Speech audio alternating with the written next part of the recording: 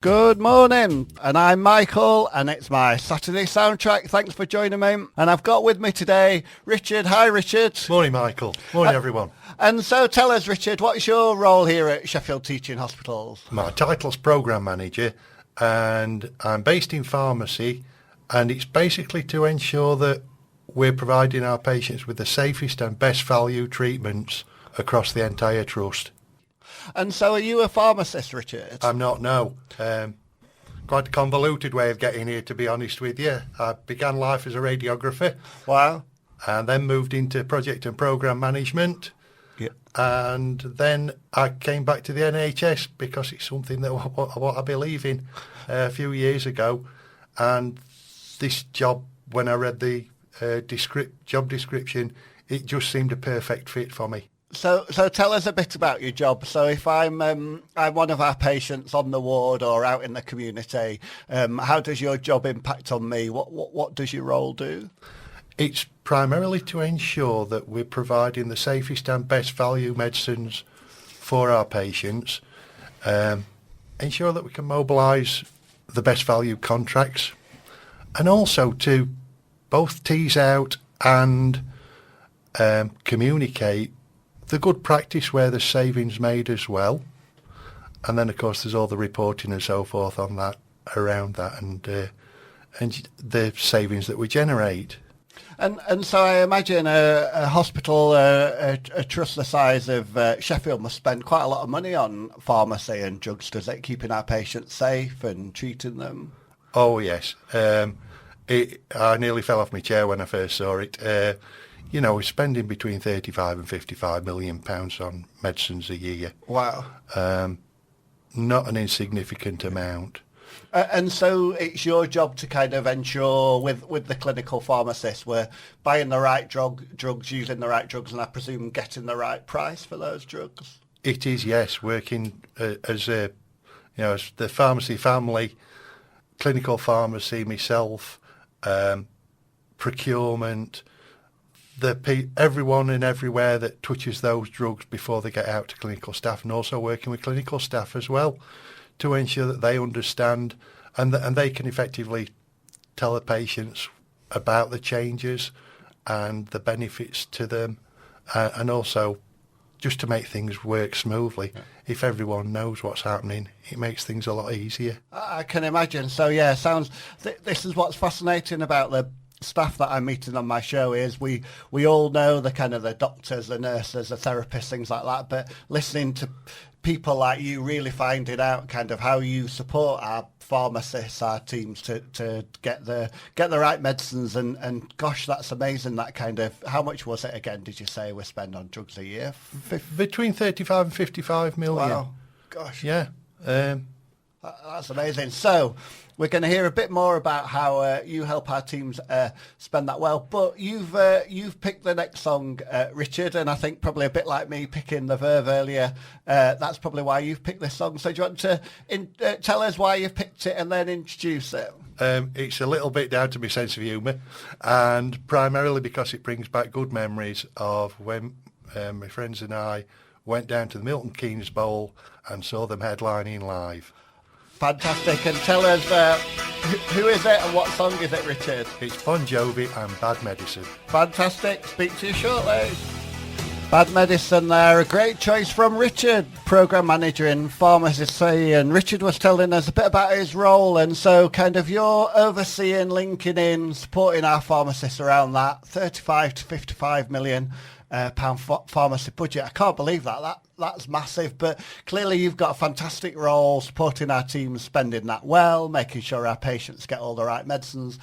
For our listeners out there, give us a bit of a sense, if this was our home budget or something, what would an example of what you do, how might people relate to what your role is in their own home budgets, and how you help manage the pharmacy budget?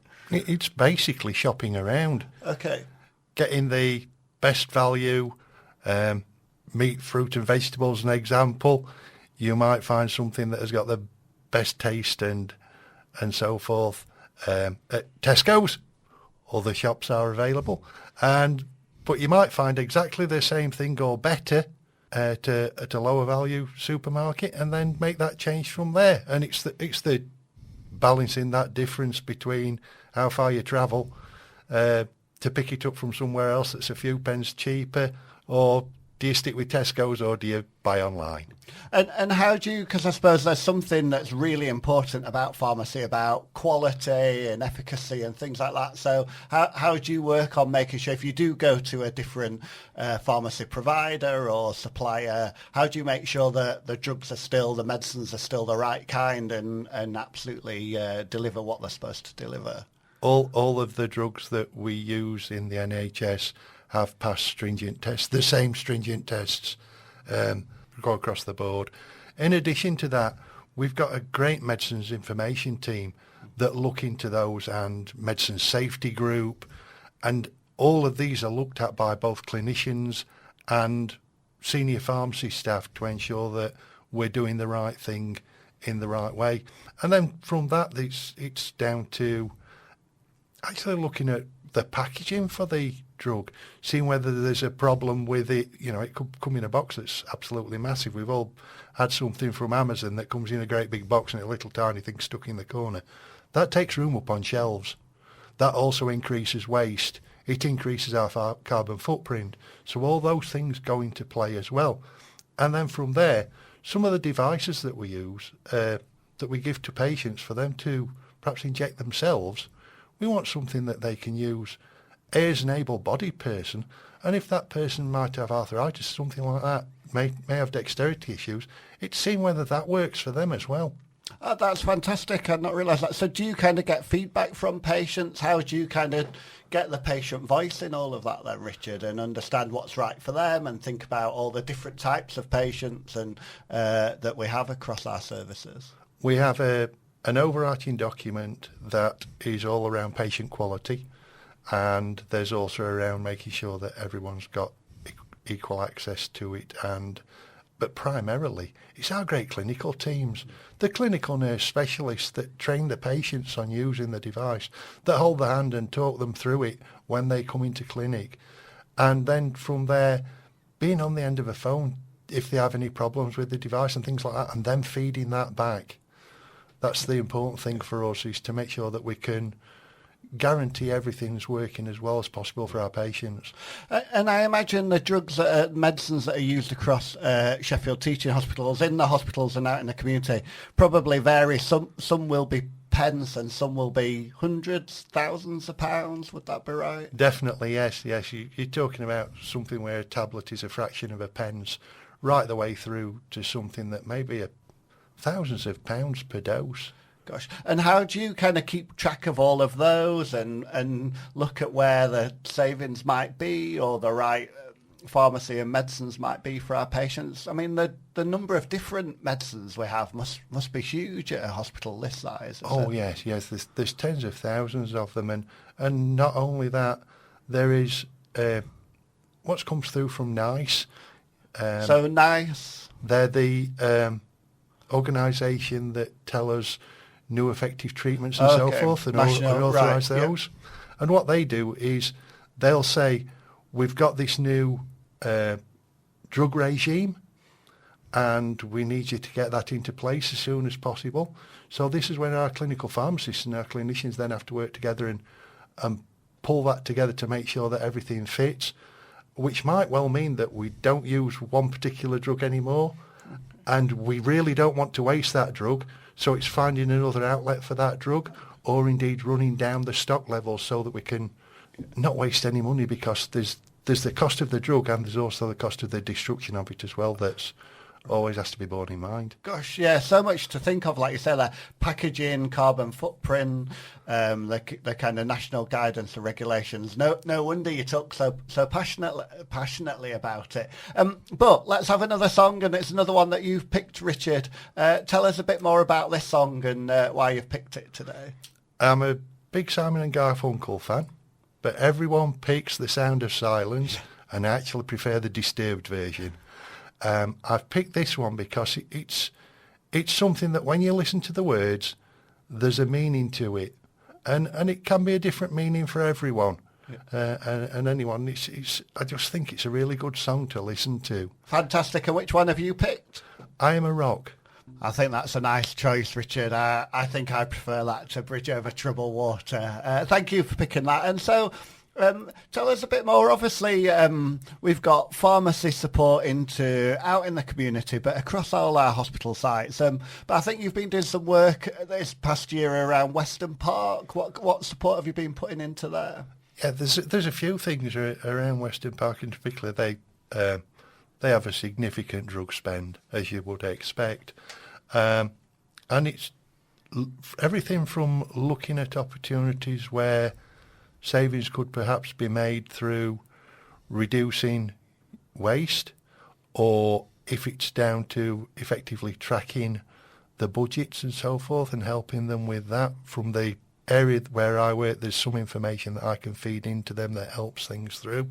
I'll give you an example of some of the great practice. We tend not to... we hide our light under a bushel here at Sheffield Teaching Hospitals, I have to say.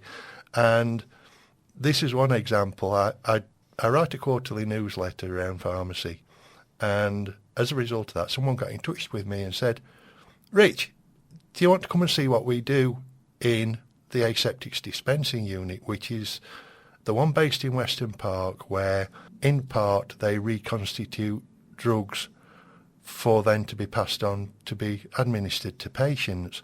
And is that chemotherapy, is it? An aseptic unit, that's kind of, I think if I've understood that right, it's almost kind of where it's very sterile environment, very clean, and they actually mix the different components of the chemotherapy together. Is that right? In a nutshell. Richard. No, it's fine. Yeah. In a nutshell, that's it, Michael, yeah.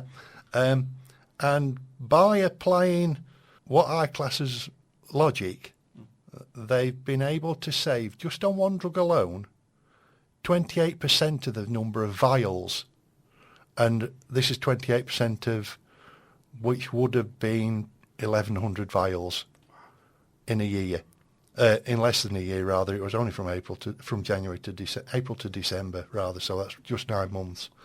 And being able to bang the drum for them on that, give them the feel-good factor, and also to shout it wider. And it then gives people examples to think, well, they've done a great job with that. A, Rich doesn't know about this one. I'll have a word with him about that. And B, I wonder if we could do something similar here. And then I can broker that conversation then and see where we go with it.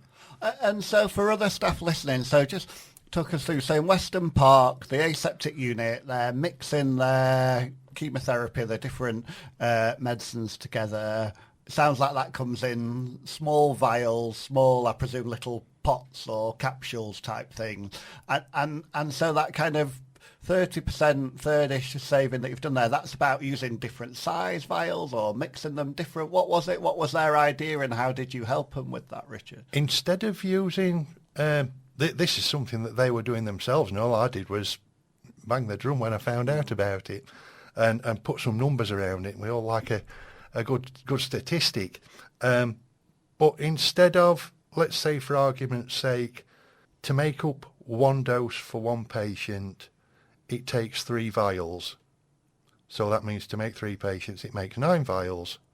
Now, they worked out that by making up for 3 patients, they could then use less number of vials, all done extremely safely. The processes that they follow are incredible, I have to say that. It means then that they can get the best number of vials and the various computations and so forth to make sure that they use less vials to make up exactly the same quantities. It's just using common sense, basically. And it sounds a bit like the brilliant example you gave earlier about shopping around in Tesco and comparison for home. It sounds a bit like if I cook my own tea on my own, I'll open a can of soup and maybe use 2/3 of it. But if I get 2 cans of soup and cook for me and 2 other people, actually we've got 3 people from 2 cans rather than each of us from 1 can. It sounds have I understood that right? Yeah, that's pretty much it, yeah. Right, fantastic. And so kind of that kind of ask out then, I presume, is where are other people doing teams know that they're doing things like that, they can get in touch with you. You're looking to hear from staff across STH, are you, to have similar conversations and how you can support and bang the drum for them? More than happy to. I think it's really important that we identify such things, the processes that just happen, and they have a positive impact on the patient, either directly or indirectly. And I think it's important that we share that around STH. Yeah. Richard, you were saying earlier about the newsletter that you send out around pharmacy, but we've had a message in from one of the nurses on the day case unit at Weston Park saying they'd love to see that newsletter. So maybe that's something you can, I don't know where it goes now and whether it can go further around and about different staff. It certainly goes around pharmacy, and I do a separate one as well, where I presented to nurse directors. Okay. So it may well be that a combination of the two, where I can send round a newsletter to any clinical department that's interested. Happy to share with them, make sure that it suits their requirements as much as anything, because that's the ultimate goal, is to make sure that it's not overloaded with information they don't need. Yeah, brilliant. Well, Richard, who's with me, he's Richard Morley, our programme manager here in our pharmacy services. He's picked the next song, which happens to be Eleanor Rigby by the Beatles. And so, Robbie Williams has just picked the Beatles with his number one albums, but you've picked Eleanor Rigby, Richard. Why have you picked that song for us today? It brings back a lot of memories. Sunday morning and Saturday morning, listening to it as a kid on the radio. But primarily, my job is to make sure that I'm not Father Mackenzie. I make sure everyone listens to my sermon. 60 years old. I thought it was 50, but Richard kept me right. 60 years old, that Eleanor Rigby. And the Beatles. And Richard Morley, our programme manager for pharmacy, you were telling us earlier you didn't start off in pharmacy, but you did start off working in the NHS as a radiographer. So tell us a bit about your career and how you got to the job that you're doing now. I qualified in 1987. After starting training in 84 as a radiographer, worked my way through up to being a senior radiographer, and then I moved into IT project management again in the NHS. And what moved you away from kind of a clinical role into IT? What made you make that decision? A combination of things, really. Circumstances around my health at the time, and also I was really good at teaching and training and getting the information over to people. So a common thread for me is I very often succeed where others fail. Okay. So this was one where I was asked to undertake a role that had stalled a little bit. And so IT, so what kind of year was that, and what IT projects were you doing at that point then, Richard? That was 1998, September 1998 I started, and it was a combination of electronic patient record, the famous Millennium Bug. That's why I kind of wondered, were you kind of working and making sure that everything was still working for us in the hospitals over Millennium's Eve? Yeah, definitely. Well, you definitely succeeded on that one, because I don't think we had any issues and everything. And then from IT, where next? I moved then into sort of project management to program management with a company that was called Romec. It was Royal Mail Engineering, and it's now called Royal Mail Property and Facility Solutions. Combination of projects and programs, running such things as the digital media network for Royal Mail Group, the estate for Camelot for the lottery, and also doing a lot to do with the finances and budgets and reporting and so forth to the senior leadership team in Romec. It helps because I'm both good with spreadsheets and tighter than two coats of paint.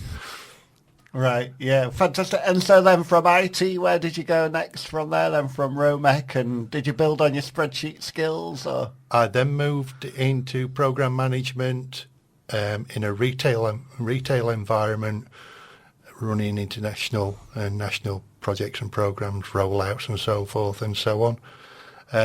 And then from there, I decided to go back into teaching for a short while, teaching project management and business administration. In a school, college, what kind of environment was that? A number of training companies Right. where there were apprenticeships and also standalone courses.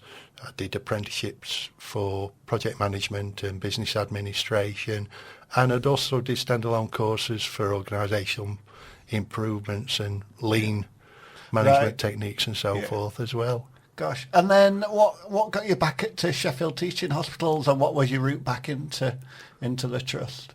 NHS has always been very close to my heart from the start, and I decided it was time to come back.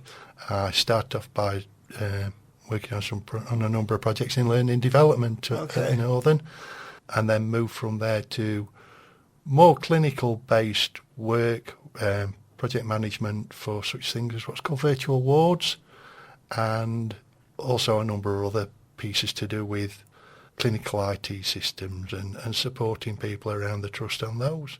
And just tell us, give us 30 seconds on the virtual ward, because it is talked about a lot at the moment. It kind of feels like it's out there in cyberspace, but it's kind of very real. I know we've got 20, 30 patients on a virtual ward, hospital at home at the moment. What is it, and what was your role in that?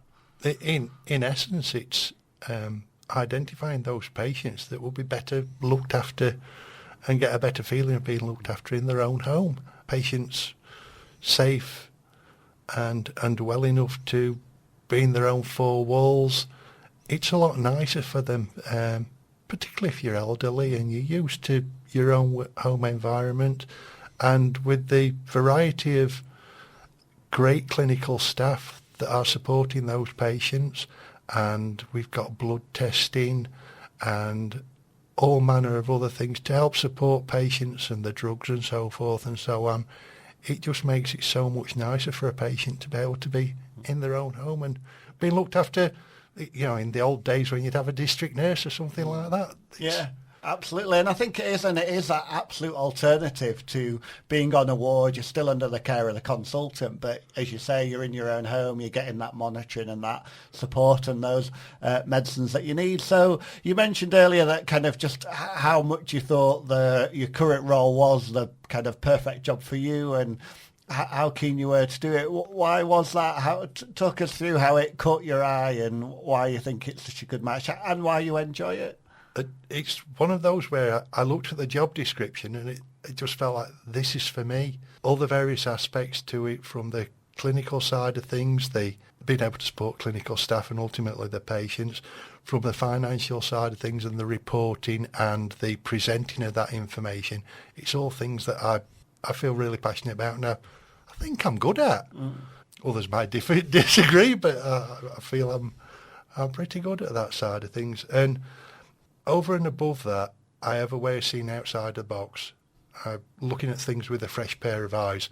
I'm not constrained by the norms in a lot of respects. I could see something, and I don't mind asking questions where someone might turn around and say, no, we can't do that because of A, B and C. And that's great, because that then means I can learn something else and see whether I can either expand that thought somewhere else. I think you're right. I think in today's modern healthcare, that ability to ask the question in a non-judgmental way, why do we do it this way? How might we do it different? What's the patient's view? Sounds like that's the sets of skills that you come with that are clearly playing to your strengths and doing really well in that medicines management role and getting the right pharmacy and pharmaceuticals for our patients. I definitely feel so. I get good feedback on what I do and the way I do it as well, which I think is always great. I'm a big believer in working with people and giving people that opportunity to develop a long-standing relationship. Sometimes you can be too focused on that single goal and not see what's going on around you.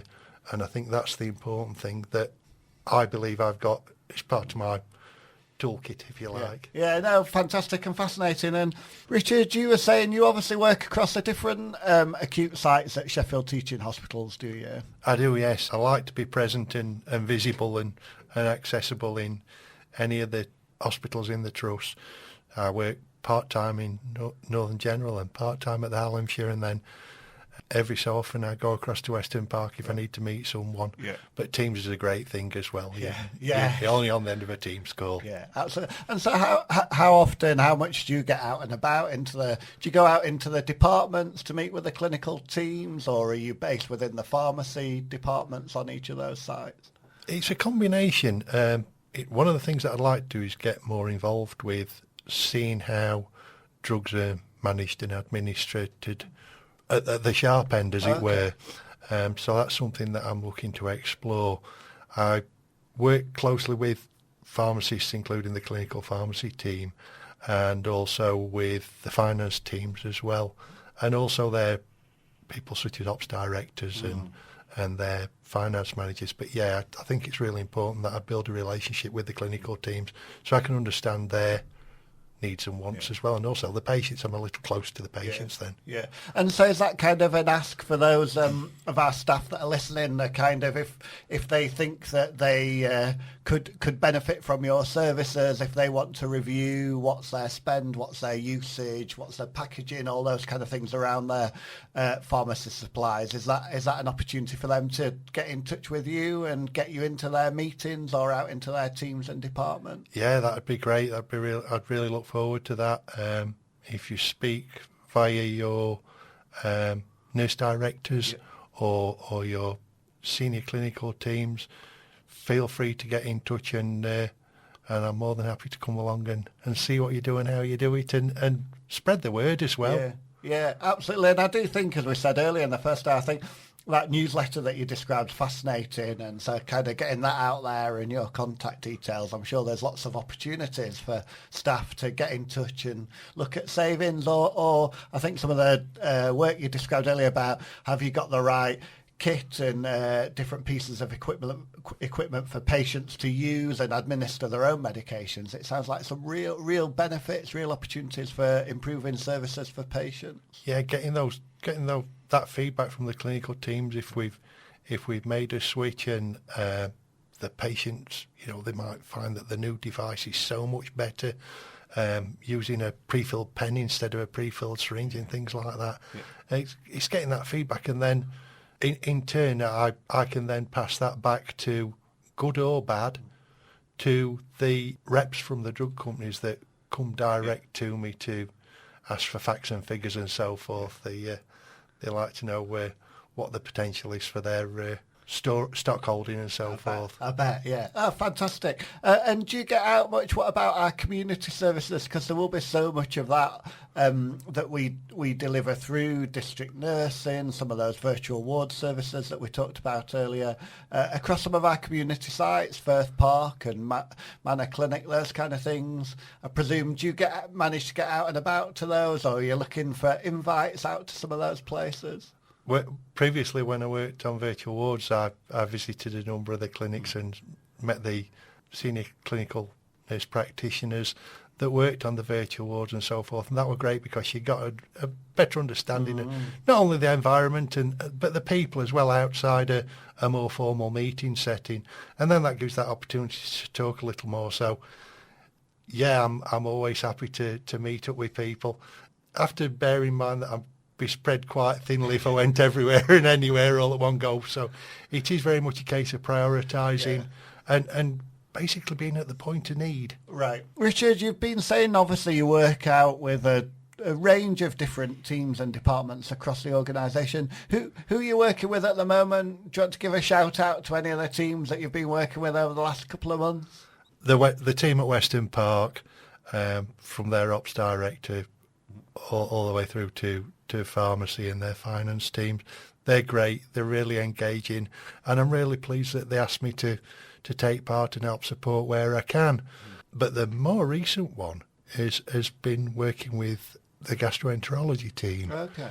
We've got a new pharmacist that's helping to look after patients with inflammatory bowel diseases, and it's building that relationship with her and help supporting her, and also with the gastroenterology team as well, the nurse director and their ops managers and so forth, and being able to present what we're doing for them and how it's supporting them in a slightly different way to what may have happened before, and I think it's really good to build those relationships. Yeah. Any other teams? Were you saying ophthalmology? You've been working with that service, have you? And any others in different places? Charles Clifford. Where else have you been? From ophthalmology, we've been undertaking a major piece of work with those, and it's been really rewarding. Working with the clinical and the business teams as well around that. To make sure things run smoothly, and also it's helped us to pick up and identify areas where we can make changes to fine-tune the processes as they were before as well, which is great. Yeah, that's fantastic. And what's it feel like from you? Obviously, because you've got that opportunity to go into different departments. You've worked at, how long have you worked at STH for now, were you saying, Richard? I began in January 2022, but I've been in this role since August 2023. Gosh, yeah. So 4 years at STH. So tell us, what's it like working at STH? Obviously, proud values is something that's really important across STH. How do you find that when you go into different departments, different areas with different teams?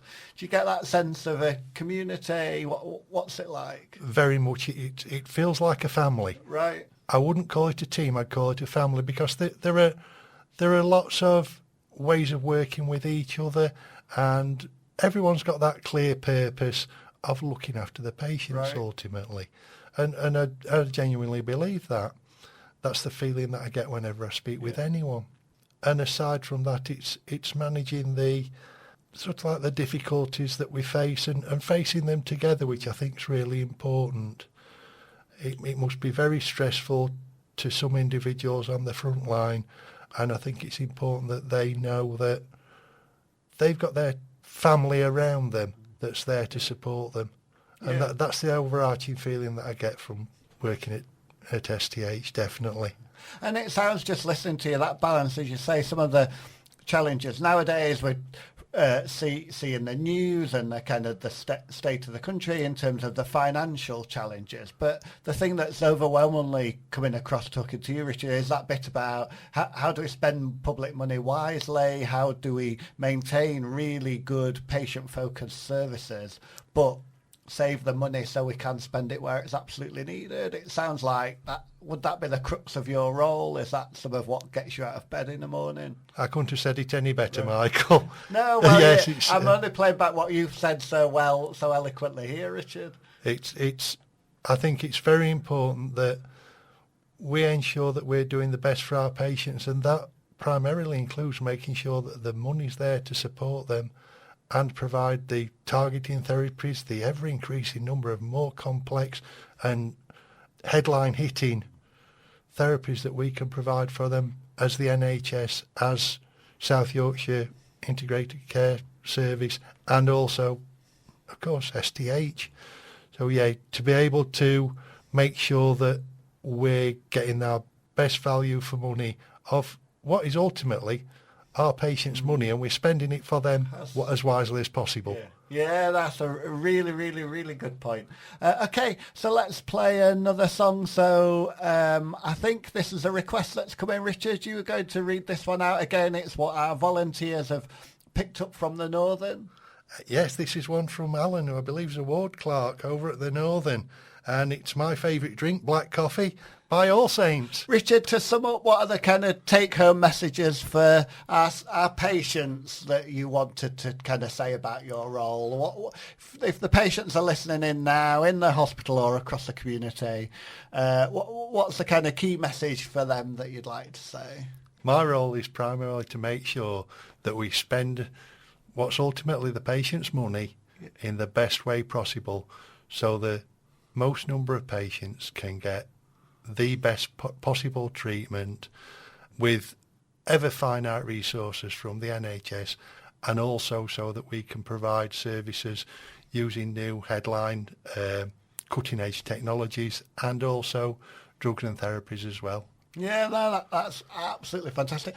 And then for our staff, clearly we've heard a lot about them getting in touch and linking in with you. What is that the kind of message for them? Get in touch, ask those questions, see where you can help them out to deliver that aim that you've just described there? Yeah, by all means, feedback and feed through any ideas that you may have. through your colleagues, through your senior leadership team, direct to me. I'll pick them up, get in touch, and we'll look at the feasibility of them, prioritise them.